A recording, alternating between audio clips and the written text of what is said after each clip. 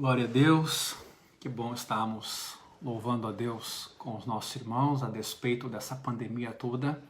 É possível pelas redes sociais, pela internet, a gente abrir a palavra, cultuar o nosso Deus e poder engrandecer o seu nome.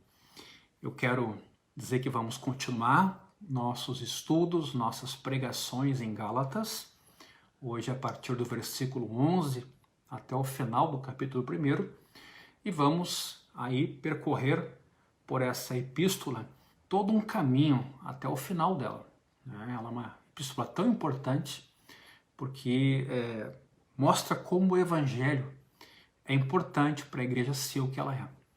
E Paulo lutou para a preservação desse evangelho, para que nada fosse adicionado a ele, e acho que tem tudo a ver com o nosso momento também no Brasil, e por que não dizer no mundo, porque o tempo passa e o ser humano quer, às vezes, ser mais criativo do que Deus e acaba adicionando coisas ao Evangelho que tornam o Evangelho desnecessário. A gente acaba decaindo da graça, como Paulo mesmo escreveu, porque adiciona aquilo que Deus fez exclusivamente, gratuitamente, uma participação humana, e acaba tornando o evangelho vão. Então a gente vai continuar com esse tema hoje, mas já quero avisar nossos irmãos da Igreja do Caminho que no domingo que vem nós vamos participar da ceia. Terminado o nosso culto aqui, domingo que vem, 20h45, nós vamos fazer a ceia pelo aplicativo Zoom, como fizemos no mês passado. Então, que os irmãos guardem isso, se preparem, momento de compartilhar do corpo e do sangue do Senhor até que ele venha. Também quero dizer que na próxima quinta-feira eu vou receber na minha página pessoal no Facebook o pós-doutor em Química Marcus Eberlin, que é um cientista cristão que vai estar conversando com a gente aqui sobre coronavírus, vai estar falando sobre evolucionismo, design inteligente e a fé cristã. Ele é um cara muito conhecido, não só no Brasil, também fora, e conhecido também de pessoas não cristãs. Foi professor da Unicamp, hoje é do Mackenzie, e vai bater um papo bem legal conosco a respeito de evolucionismo. É possível compartilhar do evolucionismo sendo um cristão? É possível a gente fazer coerente a fé cristã em relação ao evolucionismo? Vamos olhar esse assunto, vamos fazer algumas perguntas para ele, não dá para perder. Quinta-feira que vem, às 20 horas, não 20h30, 20 horas, porque ele tem uma outra live às 21h, então a gente adiantou para as 20h30 na próxima quinta. E na quarta que vem, eu vou continuar o assunto sobre ansiedade. Isso mesmo, quarta que vem vamos ter também uma live da Igreja do Caminho, 20 horas, o tema será ansiedade. Já começamos na quarta passada e vamos continuar na próxima quarta-feira. Eu queria também dizer, antes de iniciar essa pregação, que no final dessa mensagem eu tenho uma palavra para repartir a respeito do momento que está vivendo o Brasil. E quero, juntamente com vocês, inclusive, orar pelo nosso país. Estamos num momento tenso, delicado, difícil, e acho que a igreja tem um papel e nós queremos cumprir esse papel. Gálatas, então, é a nossa carta, é o nosso documento inspirado por Deus e objeto das últimas pregações. Já falamos que é uma das potenciais primeiras cartas do apóstolo Paulo, escrita por uma igreja que teve uma espécie de perversão na doutrina, alguns chamados judaizantes, que vieram da Judéia, estavam dizendo aos crentes gálatas que além da fé em Cristo, era importante que eles guardassem a lei de Moisés, que eles se circuncidassem, no caso os homens, obviamente, e aí sim essa salvação seria plena, seria eficaz, e isso causou um alvoroço na comunidade da Galácia, de várias cidades e que então justificou essa carta do apóstolo Paulo. Paulo já falou aqui do seu apostolado, falou do evangelho que ele prega e que não há outro evangelho, que a perversão do evangelho de Deus cria um outro evangelho que não é evangelho, e por isso então Paulo está lutando, pensando na fé e no futuro da vida dos crentes da Galácia. Então, Gálatas capítulo 1, a partir do versículo 11, a gente lê assim: Mas informo a vocês, irmãos, que o evangelho por mim anunciado não é mensagem humana, porque eu não o recebi do ser humano, nem me foi ensinado, mas eu o recebi mediante revelação de Jesus Cristo.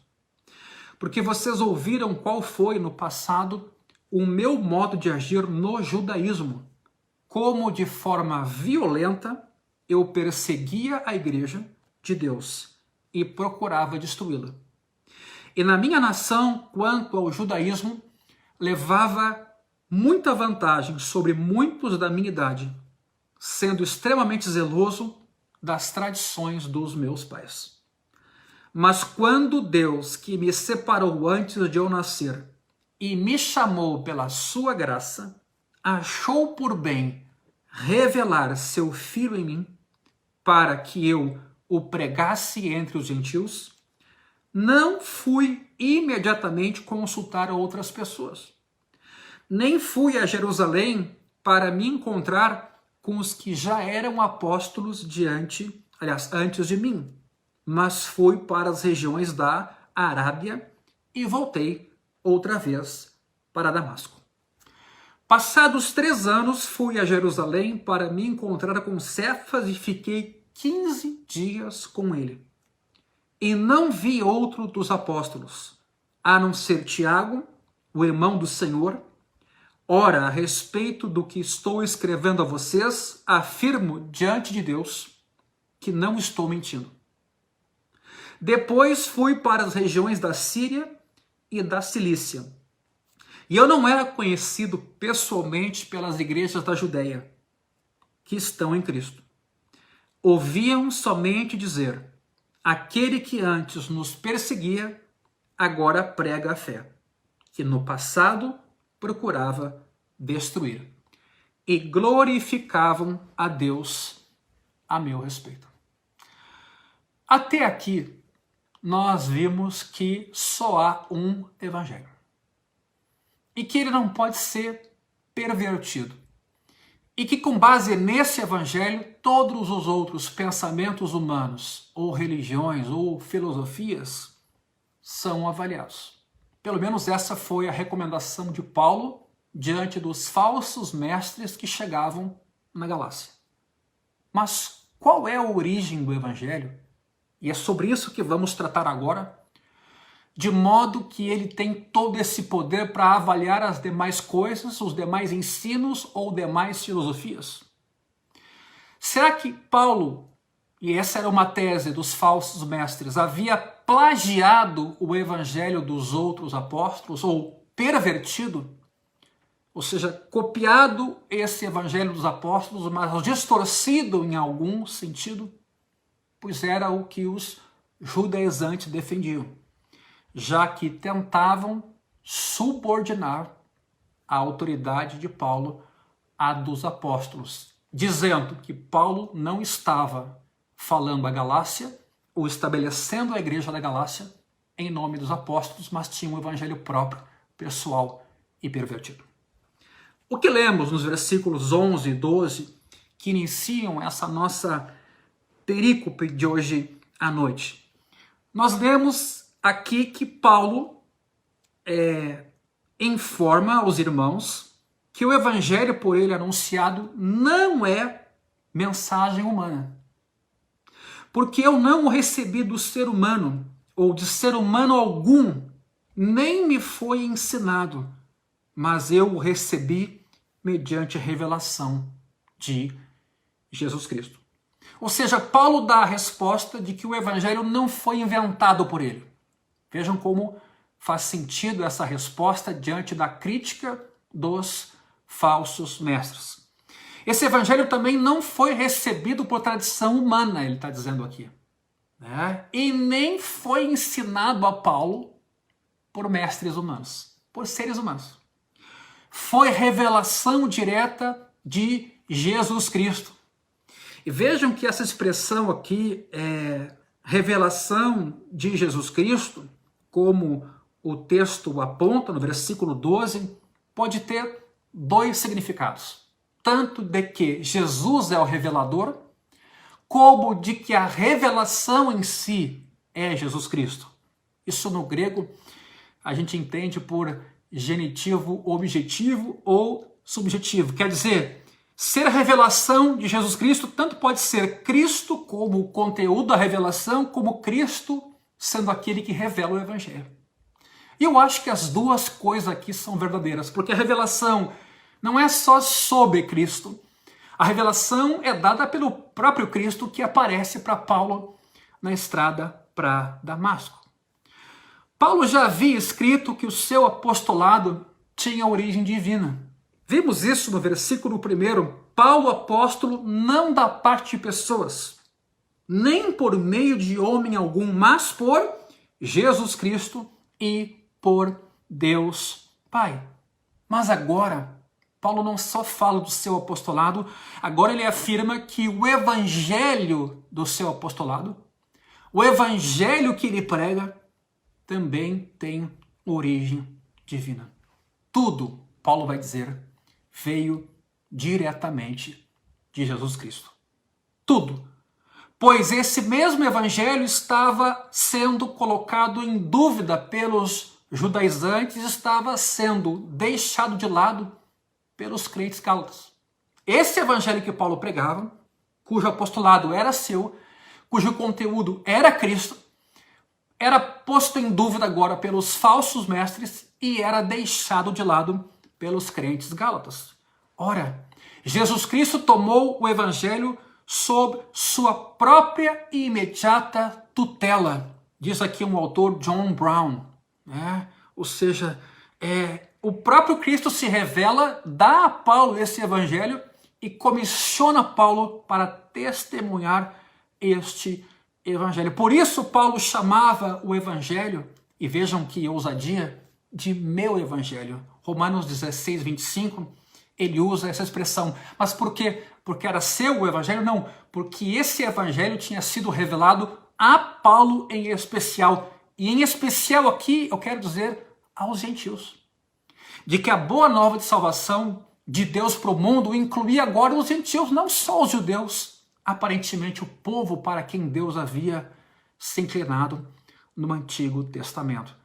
Paulo, na verdade, quando fala meu evangelho, quer dizer que recebeu de Cristo revelação especial e como talvez nenhum outro.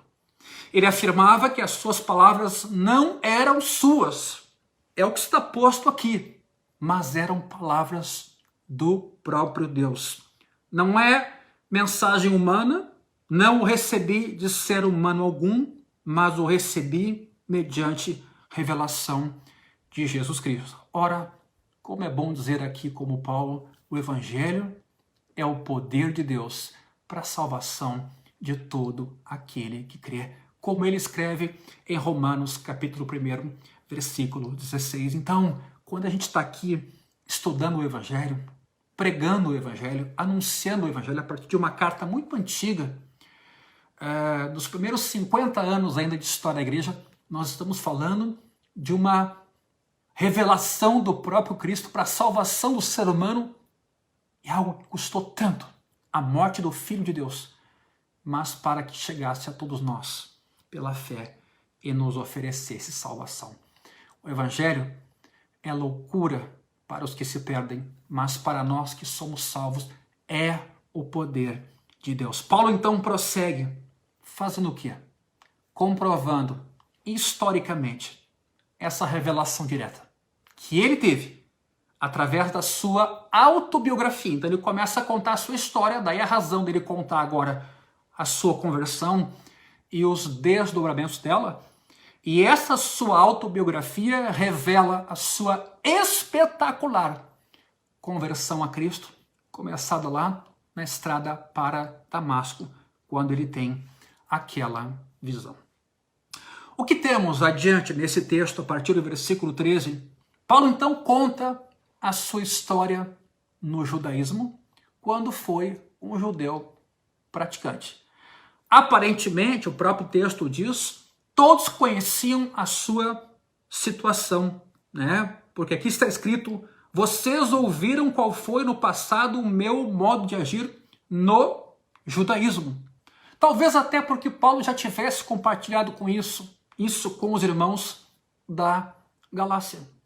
Paulo então vai destacar duas coisas importantes aqui sobre a sua vida ainda não regenerada, sobre a sua vida passada. Primeiro, ele era um perseguidor implacável da igreja. E segundo, ele era entusiasmado com as tradições de seus pais, com o judaísmo em si. Ele era engajado com a fé que recebeu de seus pais. Em ambos os casos, ele se descreve como um fanático, tanto quanto perseguia a igreja, mas também em relação à prática que ele tinha no judaísmo, que ele mesmo afirma, era avantajado. Ele, contra a igreja, era implacável. Vejam o versículo 13, quando ele aqui diz, eu persegui a igreja de forma violenta para destruí-la. Pelo menos é assim que está na Nova Almeida e atualizada. Vejam o evangelho, Atos dos Apóstolos, lá no capítulo 8, versículo 3. Vejam o que aqui esse texto nos diz. Saulo, porém, queria destruir a igreja. Indo de casa em casa, arrastava homens e mulheres, lançando-os na prisão. A expressão usada é destruir a igreja. Essa era a intenção do apóstolo Paulo. Aqui está em curso o início da perseguição da igreja a partir do apedrejamento de Estevão. E por isso que Atos 8 registra Paulo participando desse momento, consentindo na morte de Estevão e querendo destruir a igreja, inclusive indo de casa em casa. Ainda em Atos, no capítulo 26, lá no versículo 10 e 11, Paulo contando o seu testemunho, vejam o que ele diz aqui. Atos 26, 10 e 11. Havendo eu recebido autorização, ele está diante de Agripa aqui, havendo eu recebido autorização dos principais sacerdotes, encerrei muitos dos santos na prisão, e quando os condenavam à morte, eu dava o meu voto contra eles. Muitas vezes os castiguei por todas as sinagogas, obrigando-os até a blasfemar. E demasiadamente enfurecido contra eles, eu os perseguia, até em cidades estrangeiras. Vejam a gana, o fanatismo, vejam a maneira implacável do apóstolo Paulo de perseguir a igreja, os crentes, de consentir na morte dos tais nessa sua visão piedosa aos seus olhos, devotada, implacável. Então essa é a primeira coisa que Paulo destaca aqui, a sua perseguição com o objetivo de destruir a igreja. Então ele está contando a sua biografia para as pessoas entenderem o que aconteceu com ele e agora que evangelho ele pregava. E com relação ao judaísmo, ele alega que foi criado na seita mais severa, na vertente mais severa do judaísmo. No próprio texto de Atos 26, versículo 5, diante de Agripa, ele diz assim, pois na verdade eu era conhecido deles desde o princípio, se assim o quiserem testemunhar, porque na condição de fariseu, vivi conforme o partido mais rigoroso da nossa religião. Pessoal, costuma criticar muitos fariseus, mas a partir de um olhar atual. Mas foram os fariseus que guardaram muito da fé judaica no tempo dos Macabeus. que deram a sua vida, que eram observadores da palavra de Deus naquele tempo. Hoje, fariseu virou sinônimo de hipocrisia, mas por causa do evangelho e da leitura que Jesus fez do coração humano. Mas, de fato, os fariseus tiveram um papel importante nesse período dos Macabeus. E aí, então, Paulo diz, vivi conforme o partido mais rigoroso da nossa religião. Então, um ser humano nessa condição mental, religiosa e emocional muda de ideia por qualquer coisa? Paulo obstinado em nome de Deus em perseguir a igreja. Paulo sendo adepto da seita mais rigorosa do farisaísmo, né? Do judaísmo, o farisaísmo, né? A seita dos fariseus. Vai se converter de qualquer jeito, por qualquer motivo? Vai ter uma transformação por qualquer razão? Não. Paulo quer dizer aqui que só Deus podia transformá-lo, só Deus podia convertê-lo. Nos versículos 15 e 16, podemos ver o contraste com os versículos anteriores. Muito importante isso aqui. Muito importante. Especialmente na forma dos verbos. Porque Paulo passa de sujeito da ação, perseguidora, né, e adepto da seita dos fariseus, para ser agora objeto da ação. Porque agora ele não é mais perseguidor, ele não é mais aquele que é fariseu e devoto, ele é alguém que Deus separa, ele é alguém que Deus chama, ele é alguém que Deus achou por bem nele revelar o seu filho. A mudança é completa.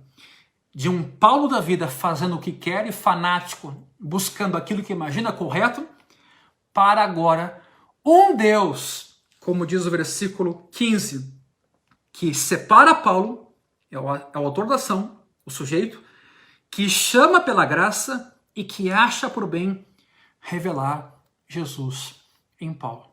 Ou seja, de um total fanatismo, e por que não dizer autocentrado, de uma iniciativa humana de ir em direção a Deus, agora Paulo tem o caminho interrompido e Deus passa a ser Deus na sua vida. Paulo já não é mais o protagonista. Deus agora toma esse lugar, é o sujeito de todas as ações, revela-se a Paulo, fala que Deus quis chamá-lo desde sempre, né? E a partir de então, Deus é como se tomasse as rédeas da vida do apóstolo. De um fanático, Paulo é convertido a Deus, o verdadeiro e poderoso Deus que executou em Paulo a sua vontade. Ora, Jacó, diz a Escritura, também foi escolhido antes de nascer. Romanos capítulo 9, versículos 10 a 13. O profeta Jeremias também, logo no início do documento, diz que Deus o separou antes de ele nascer. Paulo, antes de nascer, foi separado apóstolo. Paulo, antes de nascer, foi separado, então, apóstolo. Logo, ele não pode ter tido influência sobre o seu apostolado. Se Deus lhe chamou, lhe escolheu, antes do próprio Paulo mesmo nascer. Como é que Paulo teria criado a narrativa do apostolado? Como é que Paulo teria tido chance de influenciar essa sua vocação se Deus o havia escolhido antes de ele nascer? Ao mesmo tempo, essa separação levou Paulo a uma vocação histórica no tempo, a um chamado para ser filho de Deus, pela graça de Deus. Embora ele estivesse lutando contra Deus, lutando contra Cristo, e o próprio Cristo se apresenta a ele e diz isso, né? Paulo, por que me persegues? E lutando contra a igreja de Cristo. Esse aí foi salvo. Esse aí que tinha as rédeas da sua vida, perdeu o controle delas. E Deus passou a ser o seu dono, o seu condutor, o seu Deus. É bom dizer que Paulo nem pediu por essa misericórdia. Ele nem sabia, ele era ignorante a respeito de estar perseguindo a igreja de Deus. Ele achava estar fazendo o bem e uma coisa piedosa. Que coisa bonita isso. Paulo nem buscou o evangelho que ele buscou, que lhe deu consciência de pecados. o evangelho que lhe alcançou, toda a obra que é de Deus. Ele nem pediu misericórdia, mas pela graça ele foi chamado mesmo assim.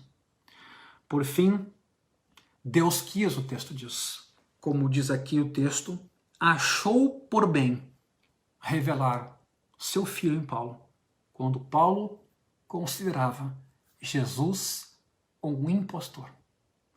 Aprove a Deus, diante desse quadro, por sua graça, revelar em Paulo a Cristo Jesus. Ora, Paulo já sabia algo a respeito de Jesus e seu ministério. Obviamente, se ele havia consentido na morte de Estevão, sabia por que Estevão estava sendo apedrejado. Sabia o que estava em curso. Tinha escutado falar, ou quem sabe até presenciou Jesus no seu ministério. Mas agora ele tem a chance de conhecer Jesus de um jeito diferente, como Salvador. Que é algo pelo qual nós temos que orar hoje. Para que as pessoas não só tenham uma memória de Jesus, não só o conheçam em livros, ou em filmes, ou por meio da igreja visível, mas que as pessoas, o conheçam pessoalmente como Filho de Deus, que tenham seus corações iluminados, elas sejam regeneradas, tocadas, transformadas, um novo conhecimento do Salvador como Filho de Deus. Que as pessoas, meus irmãos, tenham os olhos abertos por Deus. Que revelação era essa de Cristo a Paulo? Uma faceta dessa revelação era que o evangelho agora ia chegar nos gentios, não só nos judeus. Que aprove a Deus salvar os que creem pela loucura da pregação, inclusive os gentios. Em Atos, retornando a esse documento histórico que fala do início da conversão de Paulo e do início da igreja também, lá no capítulo 9, no versículo 15, o que nós encontramos? Mas o Senhor disse a Ananias, quando orava por Paulo, vá, porque este é para mim um instrumento escolhido. Aliás, antes de Ananias orar por Paulo, quando Deus pediu que Ananias fosse orar por Paulo, Deus disse, Paulo é para mim um instrumento escolhido para levar o meu nome diante dos gentios e reis, bem como diante dos filhos de Israel. Eu mesmo vou mostrar a ele quanto deve sofrer pelo meu nome. Ora, mas algo importante aqui. A missão de Paulo não era pregar aos gentios a lei de Moisés, como queriam os judaizantes, e dizer que pela lei eles seriam salvos. O que Paulo faria aos gentios era pregar o evangelho das boas dádivas, o evangelho redentor de Cristo, que não é voltado para uma etnia e que não depende do conhecimento da lei de Moisés, mas depende tão somente de Deus desejar e querer salvar, e salvar pela fé. Embora a revelação de Cristo tenha sido externa, porque Paulo o encontra numa estrada e ouve a sua voz, né? e bem também com Paulo aqueles que o acompanhavam, essa revelação também foi interior. E aliás, Paulo dá um breve testemunho disso na sua segunda carta aos Coríntios, no capítulo 4, no versículo 6, falando do poder do evangelho na sua vida pessoal, ele diz assim, porque Deus que disse, das trevas resplandeça a luz, ele mesmo resplandeceu em nosso coração, para iluminação do conhecimento da glória de Deus na face de Jesus Cristo. Então o apóstolo Paulo teve uma transformação poderosa, que foi externa e interna. E foi essa convicção, essa iluminação, que aqui resplandece no seu coração. E ele passa a ver o Cristo como Redentor, Filho de Deus, Deus encarnado, que motiva Paulo na sua missão e que dá a Paulo a sua intrepidez. Portanto, nem a missão apostólica de Paulo, nem sua mensagem, ele diz agora, vem de seres humanos, tudo vem de Deus. Mas teria Paulo, e essa é a pergunta, depois desse encontro primeiro com Cristo, teria Paulo tido contato com alguém outro, de modo que o evangelho inicialmente recebido pudesse ter sido pervertido pelo ensino de alguém outro? É sobre isso que ele se ocupa agora nos versículos 16 em diante. Vejam de novo a preocupação de Paulo de mostrar que o seu apostolado e o evangelho vieram totalmente de Deus. Paulo diz que não, ninguém interferiu. E ele vai inclusive apresentar 3 razões, 3 motivos para justificar essa sua fala. Primeiro, Paulo, logo após sua conversão, vai à Arábia, diz o versículo 17. Nem fui a Jerusalém para me encontrar com os que já eram apóstolos antes de mim, mas fui para as regiões da Arábia. Veja uma preocupação agora de registrar os fatos da sua conversão e como o evangelho foi revelado a Paulo. Após a conversão, Paulo ficou algum tempo pregando em Damasco. Atos nos mostra isso, o que dá a entender que já naquela época ele tinha alguma noção do evangelho. Mas depois ele foi à Arábia. E a gente não tem muito como saber o que ele fez lá. Um autor, um biblista chamado Lightfoot, escreve assim: um véu muito espesso cobre a vista, aliás, a visita de Paulo à Arábia. Quer dizer, não tem muita coisa registrada, quase nada, na verdade, a respeito de Paulo nessa região. Possivelmente Paulo não foi muito longe de Damasco. É o que se acredita.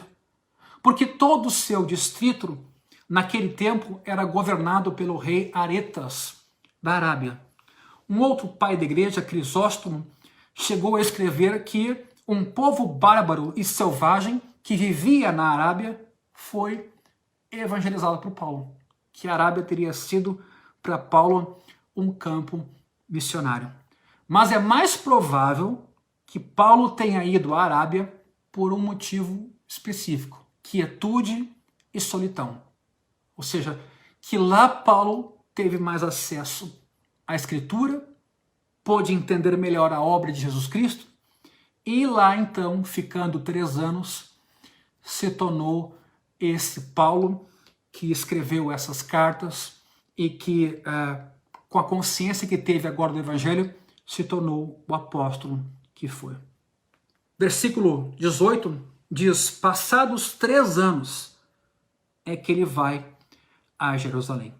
É possível então que por lá, na Arábia, o Evangelho da graça de Deus se tenha revelado a Paulo na plenitude, assim como talvez Jesus passou 3 anos com os seus discípulos, talvez Paulo passou esses 3 anos na Arábia, onde entendeu o Evangelho com mais clareza.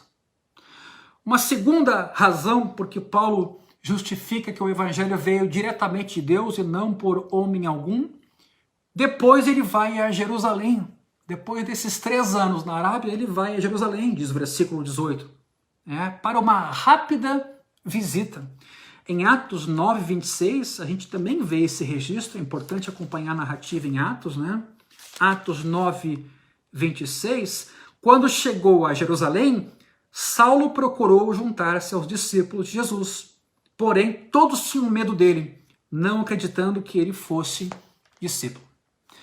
Ele não dá muita importância a essa visita. Ele aqui mesmo, quando escreve aos Gálatas, diz isso.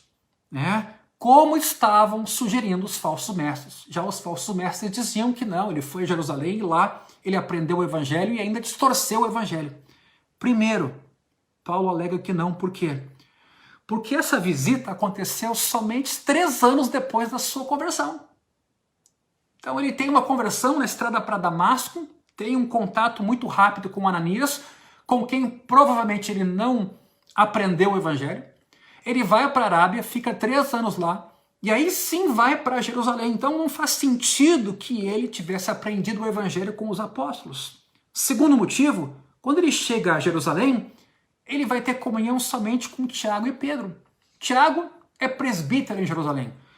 Tinha também uma função apostólica. Tiago, esse irmão do Senhor.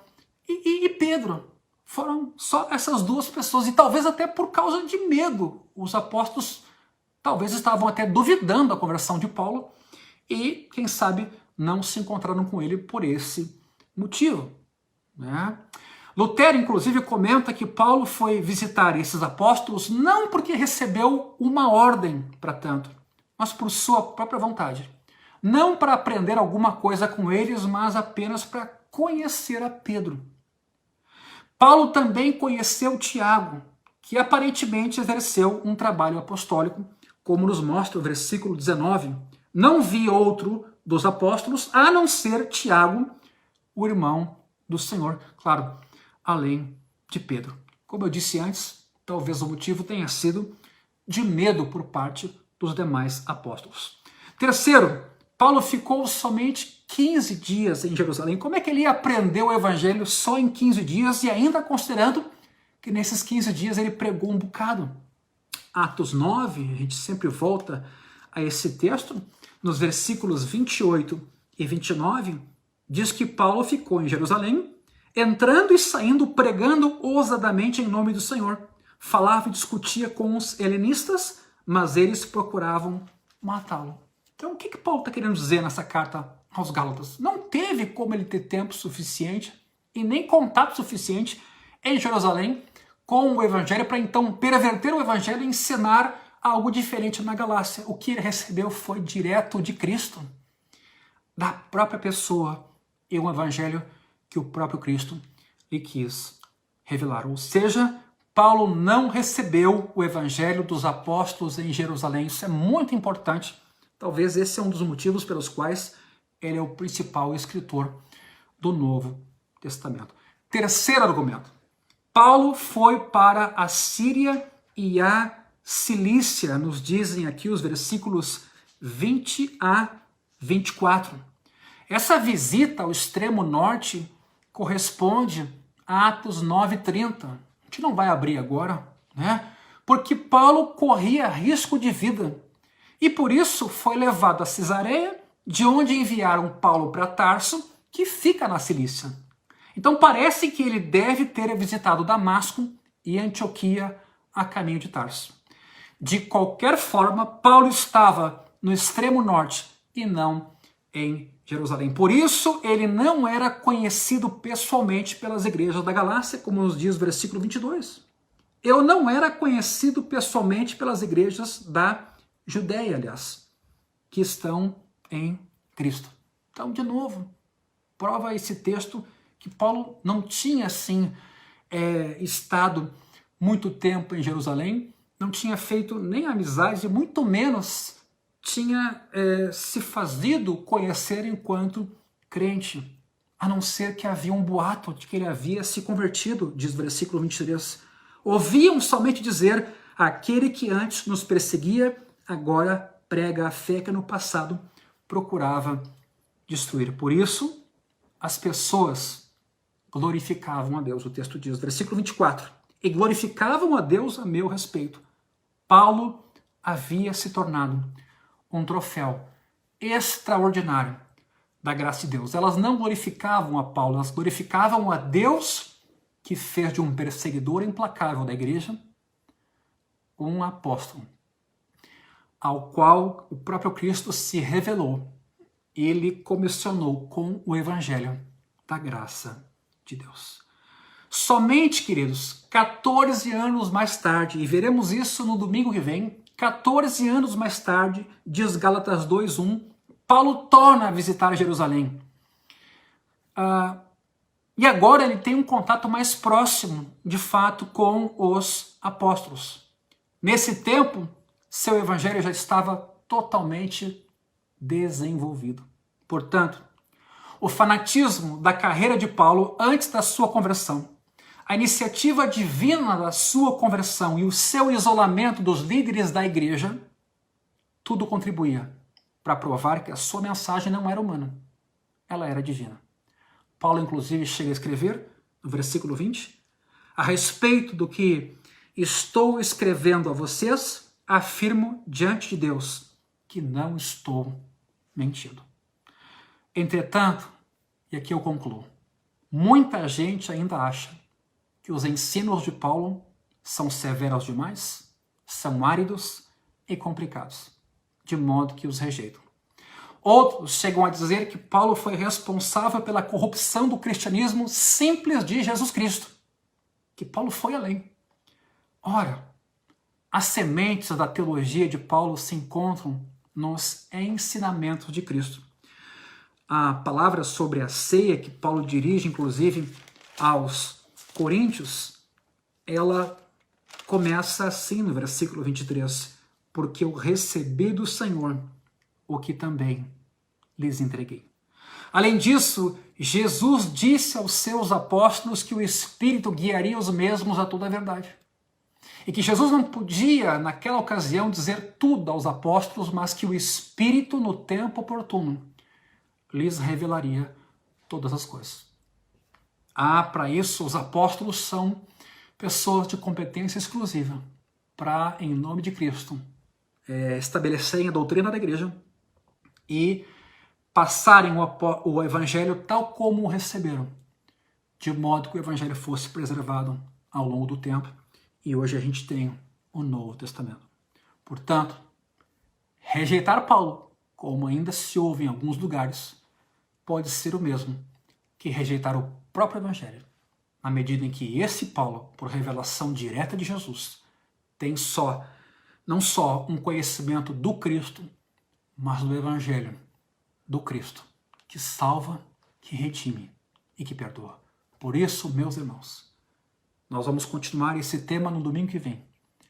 Mas por isso eu digo, como há valor nesse documento. Um documento que fala que o evangelho não é humano. Ele é humano no sentido de que se torna acessível, mas ele nasce no céu. E não é só algo que nasce no céu, é algo que é revestido de divindade, porque é o próprio Deus que morre em nosso lugar na cruz, para garantir nossa eterna salvação. Deus esse que não conta com a nossa obediência, Deus esse que não conta com a nossa participação, Deus esse que não conta com os nossos méritos, Deus esse que escolheu ser misericordioso, amoroso, gracioso, descer do céu, se fazendo gente morando entre nós, cheio de graça, de verdade. Esse é nosso Deus.